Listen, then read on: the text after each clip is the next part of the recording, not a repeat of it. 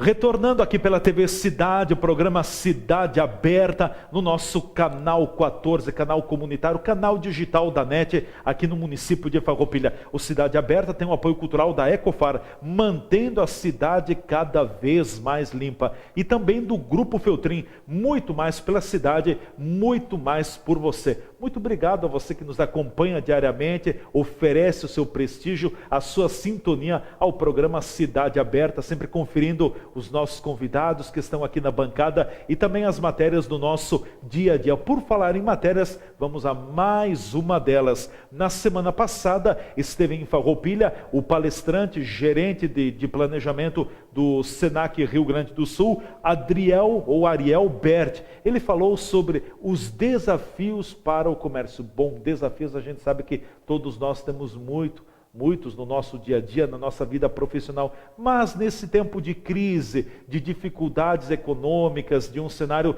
econômico bastante diferenciado, quais seriam os desafios do comércio? Como o comércio também pode inovar, pode buscar as suas alternativas para fazer frente ao momento econômico que vivemos? O Ariel Bert conversou com a reportagem da TV Cidade e fala mais sobre o assunto. O que a gente pode falar, né, sobre o desafio do comércio? A gente vive um momento num cenário econômico extremamente conturbado. A gente sabe que a gente vai passar por dificuldades em 2016, 2017, talvez a economia melhore em 2018. Quem é que vai conseguir superar esse momento adverso? Eu acho que é o comerciante, é o varejista que tiver inovação no seu negócio, que conseguir implementar as melhores práticas, que conseguir sobreviver nessa crise, trazendo melhorias para o seu segmento, para o seu setor e fidelizando o cliente de fato, fazendo com que o consumidor não pare de consumir nesse momento de crise. O relacionamento com o cliente é uma parte importante também dentro de todo esse contexto de desafios? Se falou muito nos últimos anos sobre a experiência do cliente, como é que a gente proporciona uma boa experiência para o cliente. E alguns pensam, eu vou botar uma música dentro da minha loja, eu vou pegar e botar um efeito especial, vou botar um cheirinho diferente. Não é isso, né? E experiência para o cliente é a gente conseguir atender ele nas necessidades dele. E aí vem o relacionamento, vem a fidelização a partir disso. O que tu realmente quer comprar? Como que tu gosta de comprar? Como que tu gosta de consumir? O que eu, varejista, estou fazendo de bom para ti que é consumidor? O varejista tem que fazer essa pergunta para ele. Como que eu estou agradando o meu cliente? A partir daí a gente consegue o encantamento que é tão necessário para fazer essa fidelização.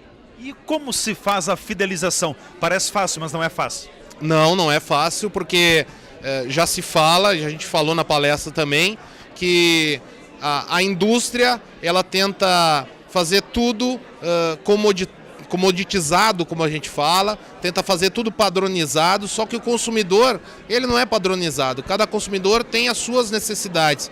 O que o varejista tem que conseguir encontrar? Qual é o meu consumidor? Como que ele gosta de consumir? O que ele gosta de consumir? O que motiva ele? Eu acho que a partir dessas perguntas, se o varejista fizer bem essas perguntas e conseguir encontrar as respostas, ele consegue encontrar um caminho melhor para o varejo dele. Hoje o consumidor, o cliente está ávido à procura da novidade? Com certeza, e não só da novidade. Ele quer alguma coisa que atenda as expectativas dele. Pode ser novo ou pode ser não tão novo assim, mas aos olhos dele que atenda a necessidade dele. Então o varejista tem que estar atento a isso, a essas necessidades. Não o novo pelo novo, né? A gente tem que descartar um pouco essa ideia. Eu vou trazer novidade para minha loja só pela novidade. Não, eu tenho que trazer a novidade certa, novidade que o meu consumidor gostaria de consumir. Como trabalhar a questão do preço? O preço tem impacto? O preço ainda decide a compra? O preço tem uma grande importância na compra, mas ele não é fator decisivo. Eu te pergunto, né, Leandro? Se tu quer comprar um casaco, tu vai fazer uma diferenciação por causa de 10, 20 reais, se é aquele casaco de fato que tu quer comprar? Não, isso não vai influenciar na tua compra. Mas talvez uma forma de pagamento melhorada, um benefício adicional, ou uma forma de atendimento que te convença a fazer aquela compra, talvez isso seja mais importante do que o preço final do produto, né? E o varejista tem que entender isso. O valor pelo valor, ele não motiva sozinho, ele motiva quando ele vem adicionado de outros benefícios. Para fecharmos, nesse tempo de crise, de dificuldade econômica, que dica a gente pode dar para quem nos acompanha também, para os empresários, os lojistas? Qual é o sentido do investimento e o rumo? Eu acho que tu tocou no ponto certo, sentido. O varejista, o comerciante, ele tem que encontrar o propósito dele. Por que que o comércio dele existe, para que ele existe e para quem que ele existe. O que que ele está oferecendo e para quem que ele está oferecendo. Ele tem que encontrar o propósito, o rumo, o sentido dele. A partir do momento que tu sabe qual é o sentido da tua vida, fica muito mais fácil fazer as coisas têm muito mais lógica, têm muito mais razão e elas acabam impactando muito mais no consumidor. Então busca o sentido, busca o propósito. Ok, obrigado Ariel Berti, palestrante, que esteve em Farroupilha na semana passada falando sobre os desafios do comércio, e o Ariel também é gerente de planejamento do Senac Rio Grande do Sul. Voltando ao assunto principal de hoje, do programa Cidade Aberta, a aposentadoria, o tema que nos envolve com a presença da advogada que atua na área previdenciária e também empresarial do nosso município, doutora Kátia Esquinato Valandro. A doutora Kátia integra a equipe da Bianca Advocacia aqui no nosso município, um escritório renomado, enfim, com profissionais gabaritados que oferecem um atendimento muito qualificado. E a doutora Kátia hoje está conosco falando mais então sobre a aposentadoria. Só para não deixar o telespectador na expectativa, doutora Kátia, eu deixei o assunto quicando no final do bloco passado. As pessoas dizem assim, mas eu tenho duas, agora eu estou recebendo duas aposentadorias. Não tem como receber duas aposentadorias, não, né? Não tem como receber duas aposentadorias, tem a menos... como receber um benefício e uma aposentadoria. Exatamente, mas na verdade aqui a gente tem duas situações que a gente pode diferenciar. No regime geral da Previdência Social, do INSS, a pessoa não pode receber duas aposentadorias. Então, quando normalmente as pessoas comentam eu recebo duas aposentadorias, na verdade ela recebe o quê? A aposentadoria dela, que ela fez jus, que ela preencheu os requisitos que a lei exige, e por isso o INSS deu essa aposentadoria para ela, e também a pensão por morte oriunda de uma aposentadoria, provavelmente por conta do cônjuge. Então, o marido ou a esposa faleceu e a pessoa agora recebe a pensão oriunda da aposentadoria. Então, não é porque a pessoa recebe duas aposentadorias, e sim uma pensão e uma aposentadoria. Para a pessoa receber duas aposentadorias, ela pode receber sim, mas não as duas do regime geral, ou seja, do INSS. Ela vai receber duas aposentadorias porque, por exemplo, um exemplo corriqueiro é o caso do professor. Ele trabalhava na rede pública e ele trabalhava na rede privada.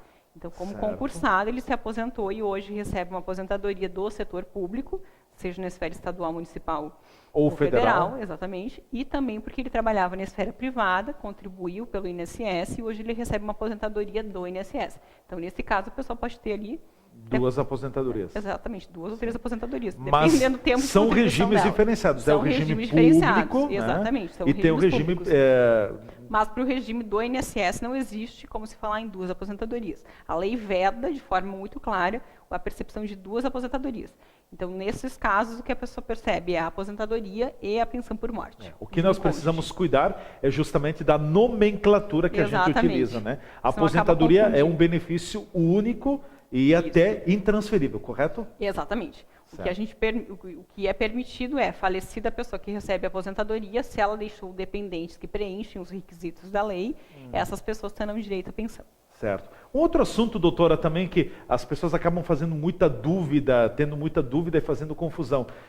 É muito comum ouvirmos as pessoas dizerem assim, mas eu contribuía, eu pagava para o INSS sobre 3 salários mínimos, sobre 4, 5 salários mínimos, e agora me aposentei, vou ganhar 2 salários mínimos e meio, eu estou ganhando 3, daqui a pouco passa um tempo, eu ganhava 3 salários mínimos, agora caiu para 2,5. É importante diferenciar isso porque hoje no Brasil a indexação, a correção do salário mínimo, ela tem um regime, tem um percentual, e a correção das pessoas que ganham acima de um salário mínimo tem outro percentual, geralmente sempre abaixo. Então vem defasando, né? Exatamente. Essa questão é muito corriqueira e as pessoas geralmente chegam, porque elas, como elas contribuíram, elas vêm de um regime de contribuição anterior, mais antigo, elas tinham, até justamente pela questão das escalas de salário base, elas tinham sempre uma vinculação, elas tentavam sempre manter o valor que elas pagavam próximo daquela questão. Estou pagando hoje sobre um salário mínimo, amanhã eu pago sobre 2, e elas iam tentando manter,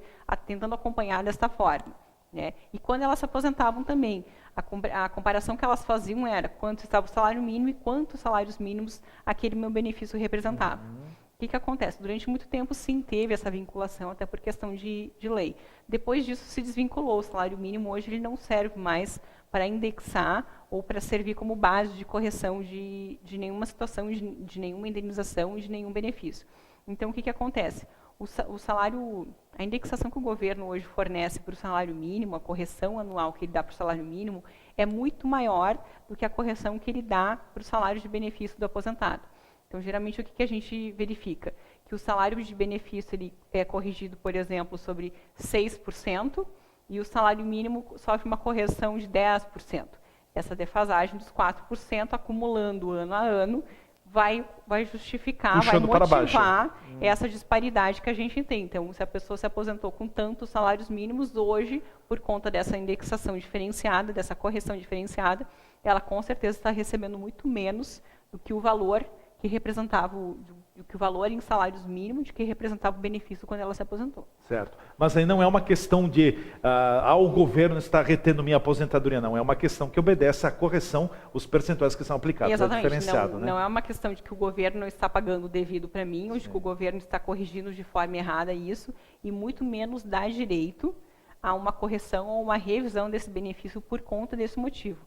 Antigamente, sim, existia a questão de entrar com ações revisionais pleiteando essa questão de equação com o salário mínimo, mas hoje, atualmente, a gente não revisa mais nenhum benefício com esse motivo de vinculação com o salário mínimo. Doutora, um outro assunto é muito comum aqui na nossa região, até pela característica rural que nós temos. Muitas pessoas nasceram no meio rural e depois trabalharam um período na agricultura e depois foram para o meio urbano, tendo uma atividade na área urbana. As pessoas dizem assim, bom, eu vou me aposentar, eu tenho X anos de contribuição, eu posso juntar os anos que eu trabalhei na colônia, 2, 3, 4, 5, 8, 10, para atingir o número necessário de contribuições? Pode utilizar isso, lembrando que para essa situação a gente está falando pela aposentadoria por tempo de contribuição. E não certo? por idade. E não por idade, porque essa questão de contar o tempo de agricultura,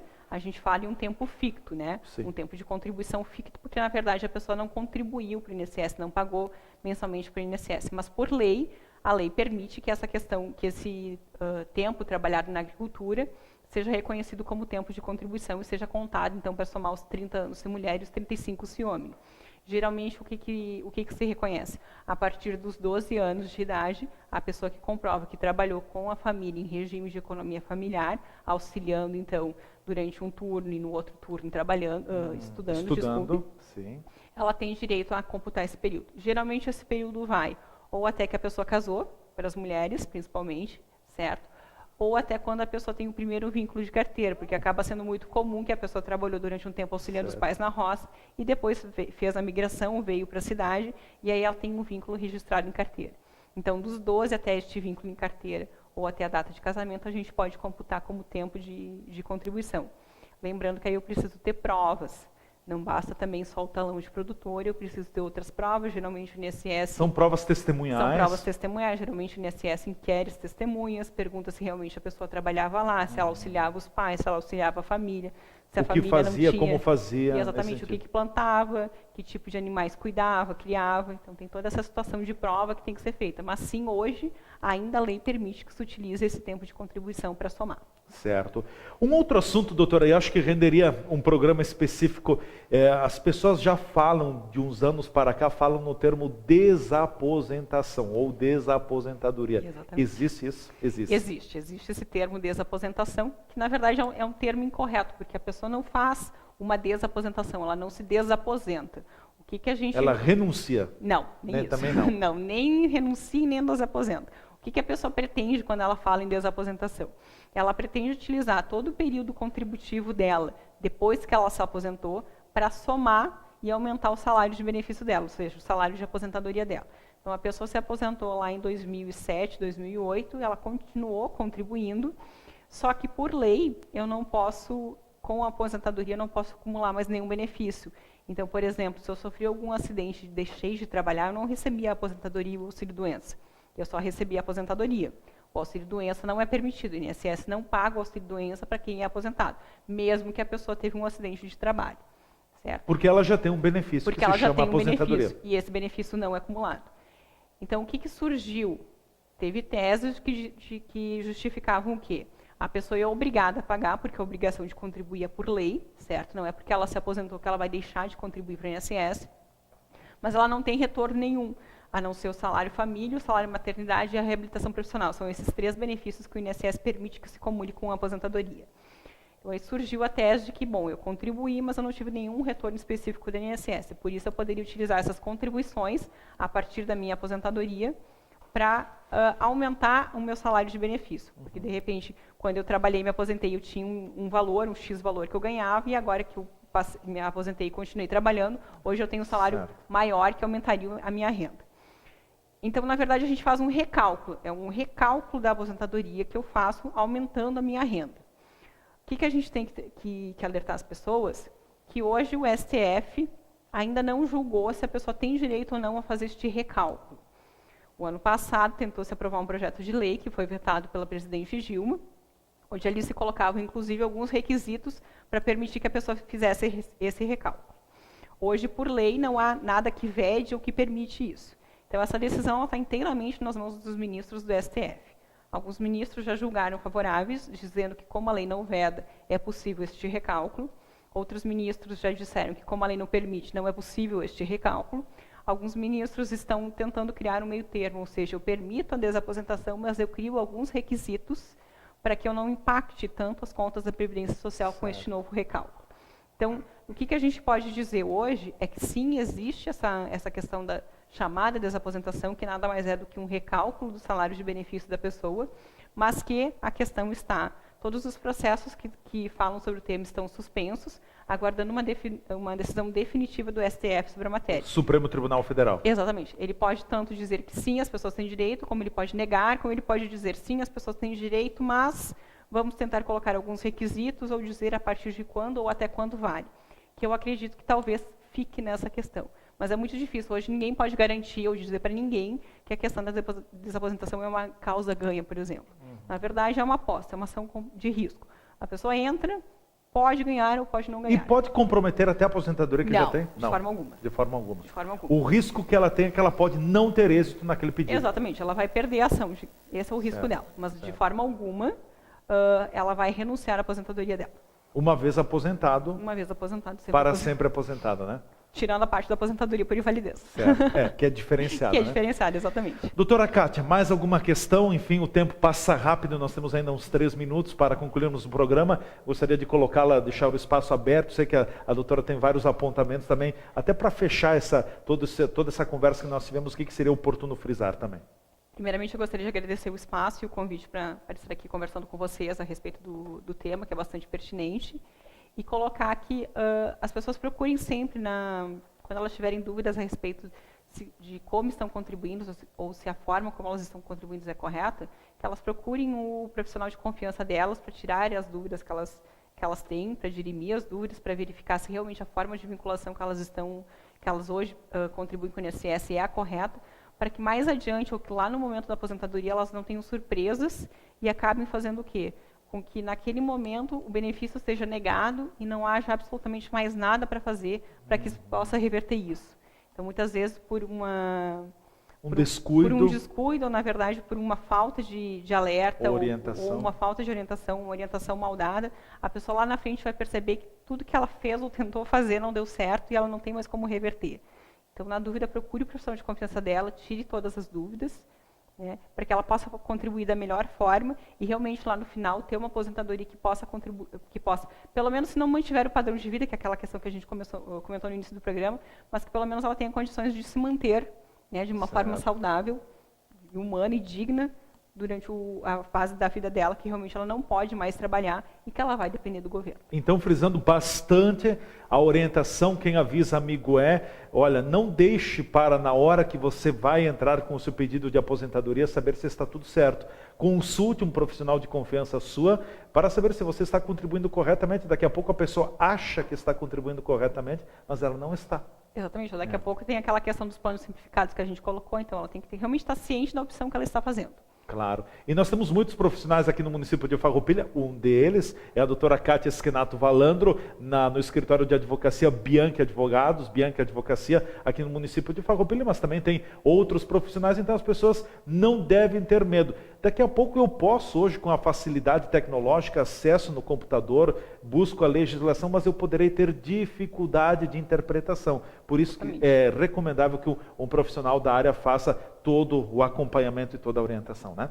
Exatamente. Doutora Kátia, quero lhe agradecer pela presença aqui nos estúdios da TV Cidade, participando do programa Cidade Aberta. Com certeza voltaremos a conversar mais sobre o assunto, porque é um assunto bastante complexo, bastante amplo. Hoje passamos um panorama geral, mas tem muito mais sobre a aposentadoria e as pessoas têm dúvidas. E o objetivo dos veículos de comunicação é justamente esclarecer dúvidas, tirar dúvidas, embora em que pese tem aquela definição de que cada caso é um caso, mas daqui a pouco uma orientação geral pode elucidar, pode clarear algumas questões. Mais uma vez, obrigado pela presença. Até a próxima oportunidade. Até a próxima. Obrigado. Doutora Kátia Schenato Valandro, profissional, advogada que atua na área previdenciária e empresarial aqui no município de Farroupilha. Friso novamente, integra a equipe da Bianchi Advocacia, escritório renomado de advocacia que atua no município de Farroupilha e localizado bem aqui na área central da nossa cidade. Estamos chegando ao final do programa Cidade Aberta de hoje, com o apoio cultural da Ecofar, cuidando da nossa cidade, e também do Grupo Feltrin. Muito mais pela cidade, muito mais por você. Agradeço a todos pelo prestígio, pela sintonia, pela audiência. Muito obrigado, muito bom saber que você nos acompanhou em mais uma edição do programa Cidade Aberta. Eu sempre lembro, o Cidade Aberta em edição inédita, a veiculação da edição inédita, de segunda a sexta-feira, das 19h30 às 20h30, e depois oferecemos 2 horários para os reprises em horários alternativos, das 23 às 24 horas no dia da edição inédita, e depois no dia seguinte, então, das 12 às 13 horas, são as oportunidades para você acompanhar ou rever novamente o nosso programa. Muito obrigado a todos, nos encontraremos amanhã.